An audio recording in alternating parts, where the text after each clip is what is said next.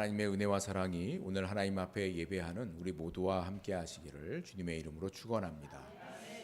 오늘은 만물이 성결하게 되는 때, 만물이 성결하게 되는 때라는 제목으로 말씀의 은혜를 나누도록 하겠습니다.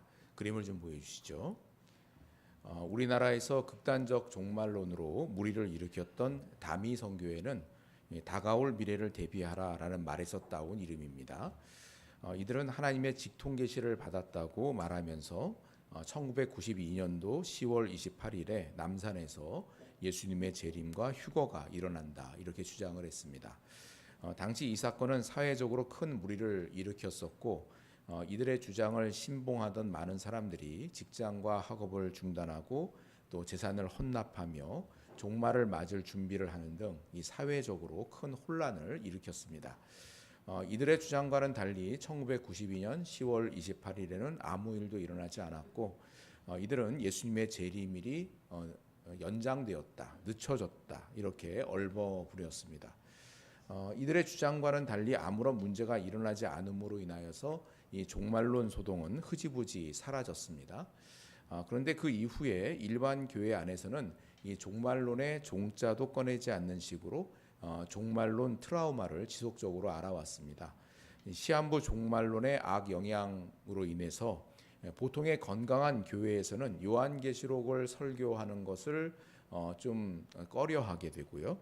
또 종말 신앙에 대해서 언급하는 것을 피하는 경우가 많이 있었습니다. 그 결과 지금 교회의 일반적인 신앙은 오고 있는 하나님의 나라에 대한 그런 소망은 좀 사라지고 좀 이렇게 많이 탈색이 되고요. 현세에 치중하는 신앙의 양태를 많이 띠는 경향이 나타나게 됩니다. 이것은 기독교 신앙의 매우 중요한 기초를 잃어버린 겁니다. 우리가 믿음을 굳건히 해야 되는 이유, 또 우리가 어려움 중에도 인내하며 하나님의 말씀 앞에 신실한 태도를 가져야 하는 이유는 다름 아니라 하나님의 나라가 오고 있고 또 그 나라가 우리 앞에 와 있다라는 그 종말 신앙에 기초하는 겁니다. 우리가 이 땅에 영원히 사는 존재가 아니라 언젠가 하나님 앞에 서는 날이 온다라는 것을 기억하기에 우리는 매일의 삶을 신실함으로 그렇게 믿음을 지켜가야 되는 겁니다. 그런데 이 종말 신앙이 약화되면서 그러한 동기와 이유를 잃어버리게 된 거죠. 성경은 이 종말 신앙에 대해서 매우 분명하게 말씀을 합니다. 우리가 읽은 스가랴 14장은 구약의 종말론에 해당하는 여호와의 날에 대한 말씀입니다.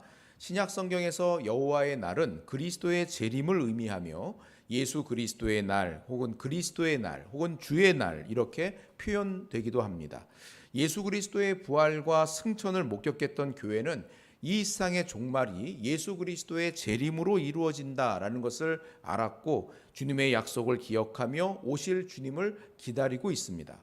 스가랴 14장은 구약의 종말론, 그러니까 예수님께서 처음 이 땅에 오신 그 초림의 때 이전의 그 예언자의 예언이잖아요. 이스라엘 백성의 이 종말 신앙을 보여주는데 하나님께서 임하시는 여호와의 날 이렇게 표현되고 있습니다. 종말의 때에 대한 묘사가 요한계시록처럼 세세하지는 않지만 큰 맥락에서는 구약의 종말론과 신약의 종말론이 일맥상통하고 있다라는 것을 알 수가 있습니다. 스가랴 14장은 그 바로 앞절인 스가랴 13장의 마지막 절인 9절 말씀에 대한 긴 설명으로 이해할 수가 있습니다.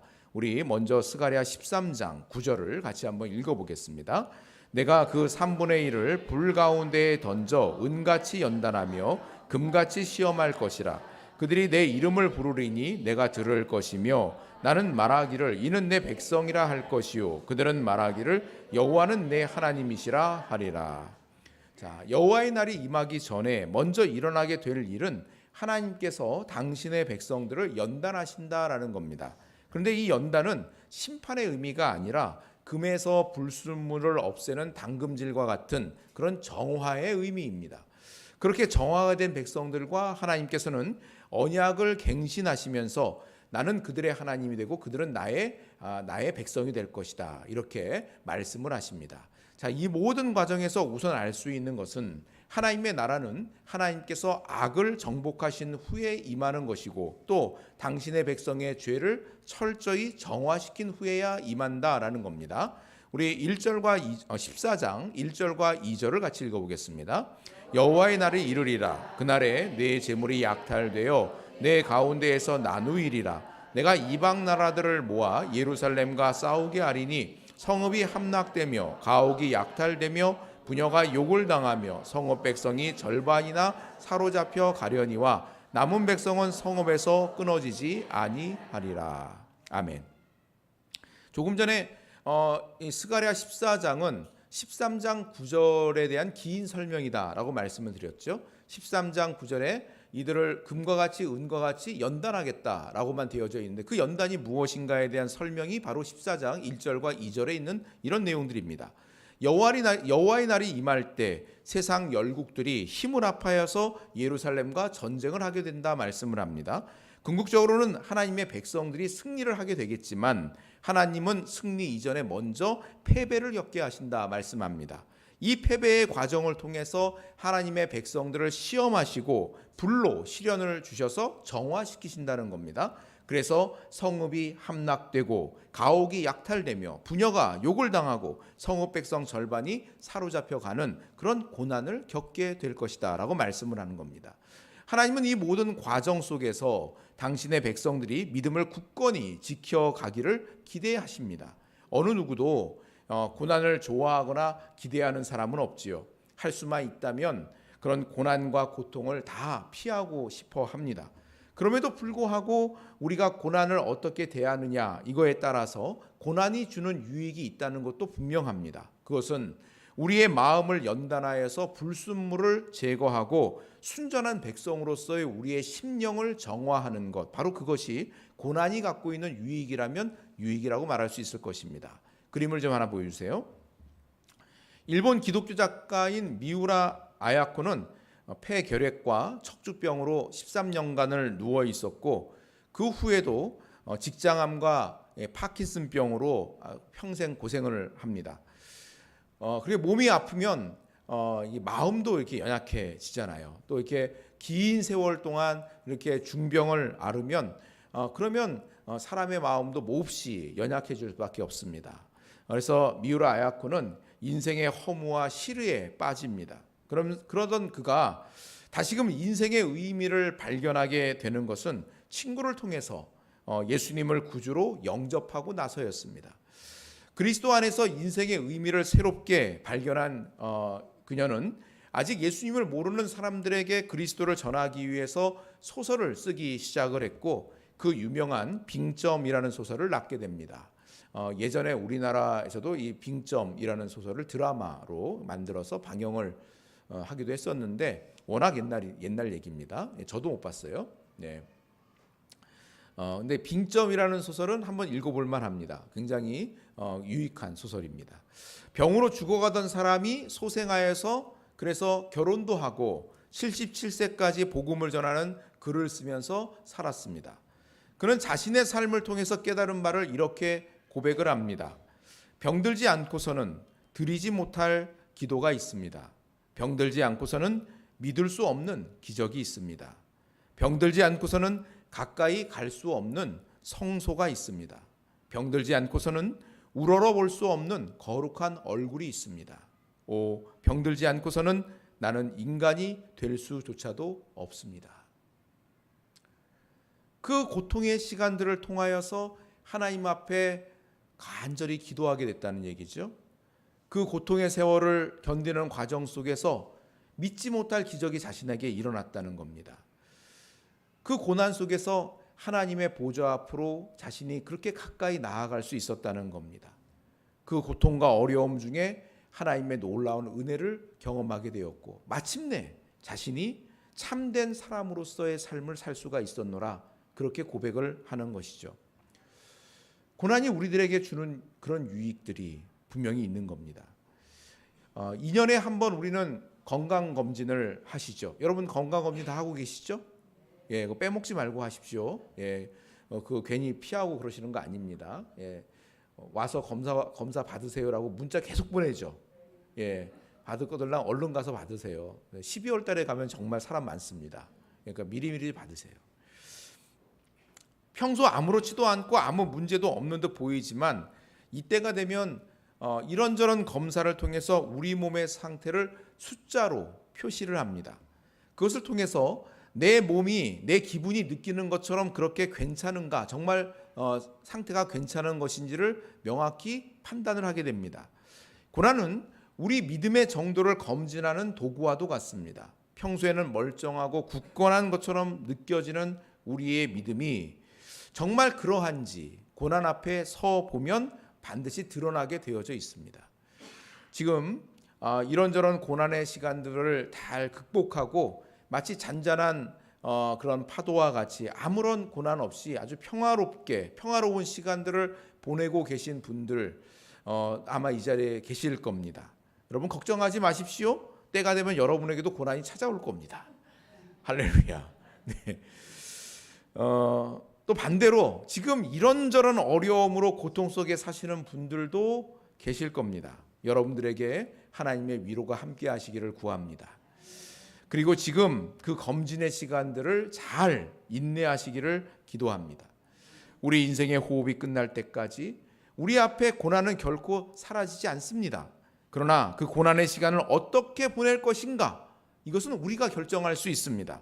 불평하고 원망하며 고통 속에 침몰하는 선택을 할 것인가, 아니면 더욱 겸손히 주님 앞에 엎드리며 인내함으로 승리를 소망할 것인가, 이거는 우리가 결정할 수가 있어요. 인내함으로 정과 같이 단련되어지는 하나님의 백성들이 다 될 수 있기를 주님의 이름으로 축원합니다. 우리 12절로 15절을 같이 한번 읽어보겠습니다. 예루살렘을 친 모든 백성에게 여호와께서 내리실 재앙은 이러하니 곧 섰을 때에 그들의 살이 썩으며 그들의 눈동자가 눈구멍 속에서 썩으며 그들의 혀가 입속에서 썩을 것이요 그날에 여호와께서 그들을 크게 요란하게 하시리니 피차 손으로 붙잡으며 피차 손을 들어 칠 것이며 유다도 예루살렘에서 싸우리니 이때에 사방에 있는 이방 나라들의 보화 곧 금, 은과 의복이 심히 많이 모여질 것이요 또 말과 노새와 낙타와 나귀와 그 진에 있는 모든 가축에게 미칠 재앙도 그 재앙과 같으리라. 아멘. 하나님의 백성을 연단하는 시간이 끝나면 하나님께서는 예루살렘을 친 열방에 대한 준엄한 심판을 하시겠다 말씀하십니다.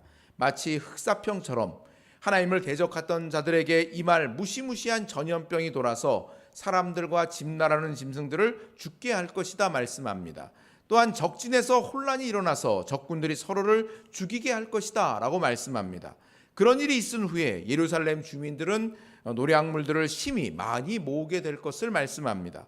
이는 하나님의 백성들을 대적하는 자에게는 비참한 결말들이 기다리고 있고 하나님 편에 서 있는 자들에게는 승리와 보상이 있다라는 것을 말씀하는 그런 내용들입니다. 우리 16절로 17절도 읽어보겠습니다. 예루살렘을 치러 왔던 이방 나라들 중에 남은 자가 해마다 올라와서 그 왕 만군의 여호와께 경배하며 초막절을 지킬 것이라. 땅에 있는 족속들 중에 그 왕 만군의 여호와께 경배하러 예루살렘에 올라오지 아니하는 자들에게는 비를 내리지 아니하실 것인즉. 자, 그런데 열방에 대한 심판은 단지 심판이 목적이 아니라 열방의 구원의 최종적인 목적이 있다는 것을 말씀을 하고 있는 겁니다.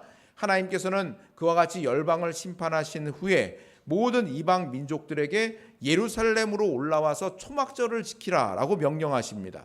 이 초막절은 이스라엘 백성들이 광야에서 하나님의 보호하심을 기억하면서 장막에 거했던 것을 기념하는 절기이면서 또 가을 추수에 감사하는 절기입니다. 그래서 한 해 동안 수고한 것들을 거두어 저장하면서 지키는 절기라는 점에서 초막절은 성경에 보면 때로는 수장절이라고 이렇게 불리기도 합니다. 또한 초막절은 출애굽 때 초막에 거주했던 광야 생활을 40년간 했잖아요. 그때는 한 곳에 정착하는 게 아닙니다. 그러니까 텐트를 치고 생활을 하는 거죠. 그 광야 출애굽해서 광야에 거하는 동안 텐트를 치고 살았던 것을 기념을 해서 그래서 초막절에는 일주일 동안 이 초막에 텐트에서 사는 것이 그게 초막절을 지키는 방법입니다. 지금도 신실한 유대인들은 초막절을 지킵니다. 그래서 마당에 있는 사람들은 마당에다가 텐트를 치고 거기서 일주일 동안 생활을 하고요. 또 옥상에다가 텐트를 치는 사람도 있고 아파트에 사는 사람들은 베란다에다가 텐트를 치고 거기서 초막절을 지키는 거지요. 그래서 일주일 동안 일상을 살다가 잠잘 때는 초막에 가서 자는 겁니다. 그러면 이제 아이들이 물어보겠죠. 왜 일주일 동안 우리는 깨끗한 방과 침대를 놔두고 이 불편한 초막에서 일주일 동안 자는 거예요? 하고 물어볼 거 아니겠습니까? 그러면 엄마 아빠가 이스라엘 백성들의 역사를 얘기해 주는 겁니다. 우리가 애굽의 노예로 있을 때 하나님의 놀라운 능력으로 구원함을 받아서 광야 길을 걸어서 약속의 땅으로 왔는데 그때 우리가 이렇게 초막에 살았단다 하면서 신앙을 전수하는, 신앙 교육을 시키는 그런 시간으로 삼는 거죠. 여호와의 날에 이방 백성들이 초막절을 지키기 위해서 예루살렘에 올라온다는 것은 여호와만이 온 땅의 왕이시며 모든 수확의 근원이시고 또 왕이신 하나님의 규례를 따라 살겠다라는 그런 결단의 표시인 겁니다. 그것은 만군의 왕이신 하나님을 경배한다라는 그런 의미입니다. 초막절을 지킨다는 것은 단순히 절기 의식을 행한다는 그 이상인 것이죠. 이건 온 세계가 하나님을 인정하고 하나님의 통치 아래 들어와서 하나님의 백성이 되는 것을 의미하는 겁니다. 과거 이스라엘 백성들을 애굽에서 건져내셨던 하나님께서 이제는 애굽 백성들을 포함한 모든 이방 사람들을 예루살렘으로 불러서 하나님을 경배하는 하나님의 백성으로 삼으신다라는 겁니다. 이것은 주님의 날이 인류를 심판하는 날일 뿐만 아니라 온 인류를 하나님의 백성으로 불러 모으시는 구원의 날이라는 것을 분명하게 보여주고 있는 겁니다. 20절과 21절을 함께 읽어보겠습니다. 그날에는 말 방울에까지 여호와께 성결이라 기록될 것이라. 여호와의 전에 있는 모든 솥이 제단 앞 주발과 다름이 없을 것이니 예루살렘과 유다의 모든 솥이 만군의 여호와의 성물이 될 것인즉 제사 드리는 자가 와서 이 솥을 가져다가 그것으로 고기를 삶으리라. 그날에는 만군의 여호와의 전에 가나안 사람이 다시 있지 아니하리라. 자, 그리고 마지막으로 여호와의 날에는 만물이 성결하게 되는 역사가 일어난다 말씀합니다.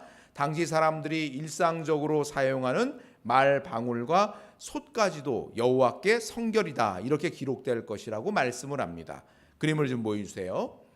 여호와께 성결이라는 글자는 출애굽기에 보면 대제사장의 머리에 쓰는 순금 패 관에 붙은 순금패에 쓰여진 말입니다. 카도시 라 아도나이 여호와께 성결이라는 뜻인데 대제사장의 관에만 쓰였던 이 표현이 말 방울에 새겨진다라는 것은 이제 예루살렘의 모든 것들이 하나님께 거룩하게 구별되었다라는 그런 의미인 겁니다.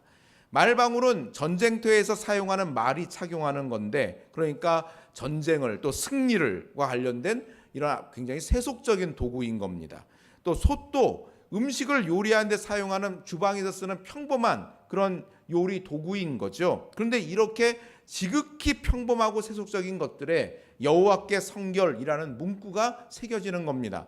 성전의 거룩함이 이제는 이스라엘의 삶 전체를 포용하고 확장된다라는 것을 의미하는 겁니다. 또한 21절 후반부에는 그날에는 만군의 여호와의 전에 가나안 사람이 다시 있지 아니하리라 이렇게 말씀을 하잖아요. 이 가나안 사람은 상인을 상징하는 그런 관용어구입니다. 신약 성경에 보면은 고린도 사람이다라는 표현이 저 사람은 성적으로 문란한 사람이다라는 그런 관용적인 의미가 담겨 있는 것처럼 가나안 사람이다라는 표현은 주로 이제 상인을 의미하는 통칭하는 그런 표현이기도 하고요. 또는 우상 숭배하는 불신앙의 사람을 의미할 때 가나안 사람이다 이런 표현을 쓴다는 거죠. 그래서 하나님의 거룩한 전에는 더 이상 불결하거나 세속적인 그런 사람이 아니라 모두가 다 하나님을 경배하는 하나님 앞에 정결케 된 그런 모든 사람들이만 있게 될 것이다. 여호와의 날에 그렇게 될 것이다 라는 것을 말씀하고 있는 겁니다. 자, 이 말씀은 우리에게 진정한 거룩함이 무엇인가 이것에 대해서 깨닫게 합니다. 거룩함이라고 하면 우리는 교회에만 있거나 혹은 특별한 사람들에게만 있는 것처럼 느껴지곤 합니다. 하지만 성경은 우리의 삶의 모든 것들이 거룩하여질 것이다 라고 말씀을 합니다. 이것은 방 청소하는 것하고 한번 비유해 볼 수 있을 것 같습니다. 여러분의 방이 어질러져 있다고 상상을 한번 해보세요. 방에 책이며 옷가지며 혹은 장난감이며 이런 것들이 사방에 널브러져 있는 거죠. 이 물건들 자체는 사실 나쁜 게 아니지만 엉망진창인 상태로 있으면 아무것도 제대로 쓸 수가 없을 겁니다. 하지만 방을 깨끗하게 정리를 하면 그 모든 물건들이 제자리를 찾아서 유용하게 쓰임을 받습니다. 책상에서는 공부를 하고 침대에서는 편안히 쉬게 되는 거지요. 성결은 이처럼 우리의 일상적인 삶의 모든 영역들이 하나님 앞에서 제자리를 찾고 올바르게 사용되는 것, 이것을 의미합니다.